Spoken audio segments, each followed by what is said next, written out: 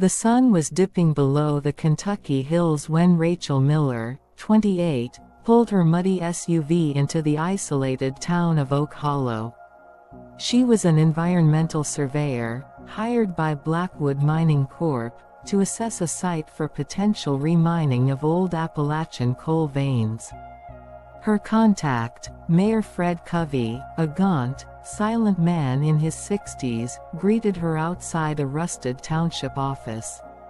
"You're staying in the Langford cabin. Don't go wanderin' at night, Miss Miller." Rachel smiled, but felt a chill. The town was frozen in time, boarded up storefronts, an old white church, and eyes peeking from windows. The hills around them loomed like sleeping giants. At dinner in the only diner, locals fell silent when she walked in. She overheard the word, cradle, more than once. When she asked the waitress, a young woman named Annie, about it, Annie leaned in and whispered, "The hollow cradle. Don't go near it. That mine was sealed for a reason." Rachel laughed it off. She didn't believe in ghost stories. The next morning, Rachel began surveying the forest beyond town. Her GPS led her to an old mine entrance covered in vines, its wooden beams blackened with age. A rusted metal sign read, "The Hollow Cradle, sealed 1892." Chains hung across the entrance. A wooden cross, tilted and decaying, stood nearby. Rachel approached it, feeling a subtle tremor in the ground. She placed her hand on the cold rock. Something behind it throbbed. That night, she heard scraping sounds under the floorboards of her cabin. Thinking it was raccoons, she went outside and saw small red clay footprints, child-sized, leading from the woods to her porch. In the morning, the local preacher, Reverend Gant, arrived at her cabin. "That mine's a wound, Miss Miller. And wounds fester." He told her the town's oldest legend. In 1892, a miner's wife gave birth to a child with no eyes, no nose, just a mouth full of stone-like teeth. They called it, the Earth-born. Miners believed it was born of coal and dirt, not of God. They sealed it alive inside the mine, believing it would stop the landslides and deaths. But the mountain didn't forget. Rachel began experiencing vivid nightmares. She was crawling inside the mine, her flashlight flickering. Something was ahead, weeping softly. When she reached it, it turned, a small, gray-skinned child with stone teeth and no eyes. It opened its mouth and screamed, not with sound, but with a vibration that cracked rock and blood vessels. She awoke each time, nose bleeding, with clay dust on her pillow.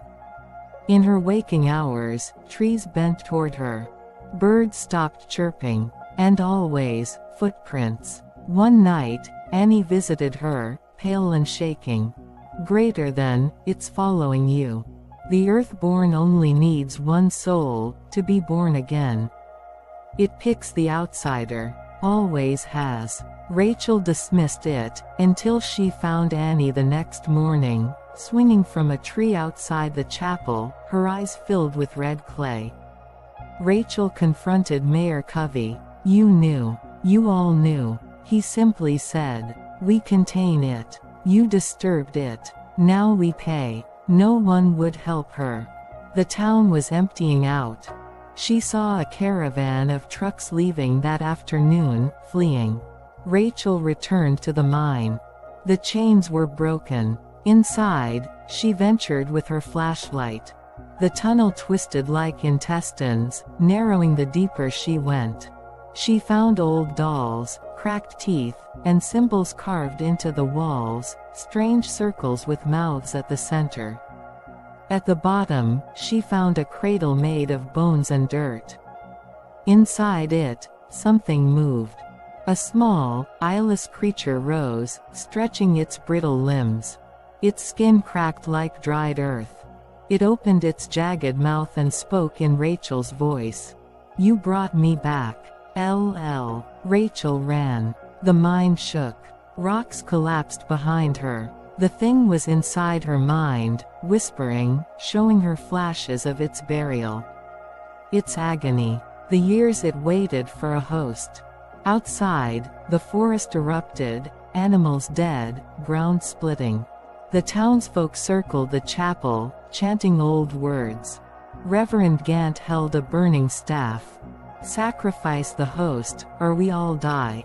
Rachel screamed as the ground pulled at her legs. Clay oozed from her mouth. Her skin cracked. She was becoming the womb.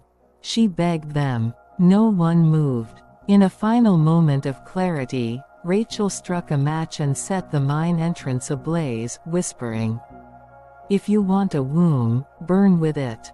She ran back into the tunnel, and disappeared with the roar of the explosion.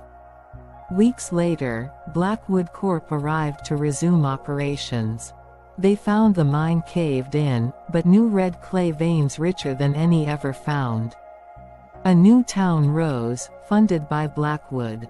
And in the playground behind the new school, a cradle made of bones and clay stands, unnoticed. A child nearby draws a circle with a mouth in the center, and hums a lullaby only the mountain knows. The end.